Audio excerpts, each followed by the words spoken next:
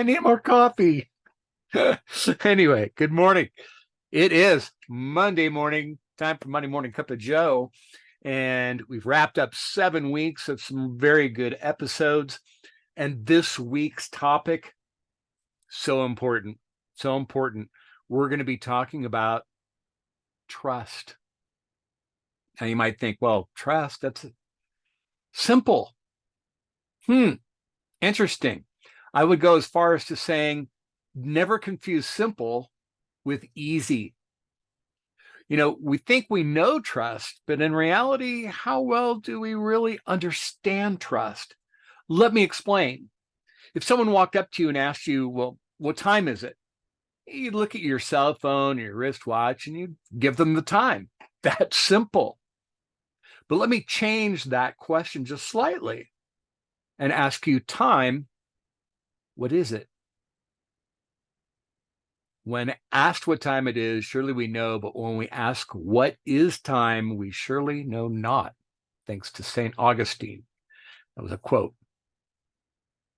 Trust can be very much the same way. We all experience and understand trust in different ways. But trust has been found to be the single most important element in establishing and maintaining positive relationships. Let's see, some of the research that I did includes the U.S. National Institute of Health, Harvard University, the University of Colorado Boulder, the Pew Research Foundation, ourworlddata.org, and the list goes on. Dozens of resources that I looked into to better understand and define trust. Now, at the beginning of my class on trust, I tell a little story. Every year, during the Super Bowl, we go to my sister's house for Super Bowl, right? She's got a nice big screen and she always makes this amazing chili. So we all go over there and we're all crowded into the living room, getting ready for the game to start. And my sister sees my little nephew, Liam, walking into the kitchen. And she says, well, Liam, make sure you do not touch the pot on the stove. It's hot. You'll burn yourself. So Liam kind of just keeps walking. He's 5 years old. And what does he do? He reaches out and touches the pot of chili. And now he's got, well, trust in the form of blisters on 4 of his 5 fingers. See, he compared his experience to what my sister told him. And, well, she was telling the truth. She was establishing trust. Later on, during halftime, we all kind of moved into the kitchen to get a bowl of that amazing chili. Out of the corner of my eye, I see Liam walking off into the living room, and he goes toward picking up this little porcelain figurine called a yadro. My sister had picked him up when she was in Europe. It was a little cat with a mouse on it. My sister goes, Liam, don't touch that. It'll break. So we all wander back into the living room because the second half of the game is about ready to start. And I see Liam go over to that figurine and he picks it up very carefully.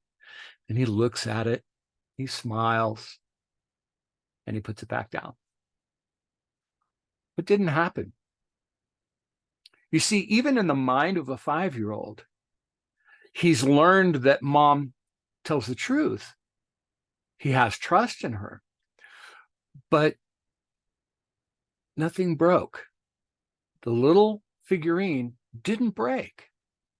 So when his experience is consistent with what his mother tells him, then he begins to establish trust or an understanding.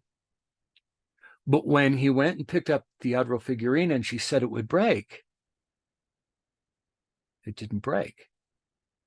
So in that simple mind at that age, his only conclusion could be that mom doesn't always tell the truth.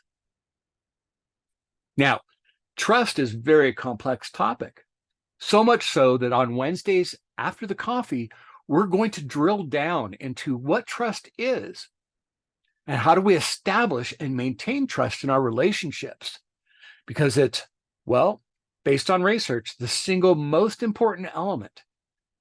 It was a part of our survival when we were, evolving.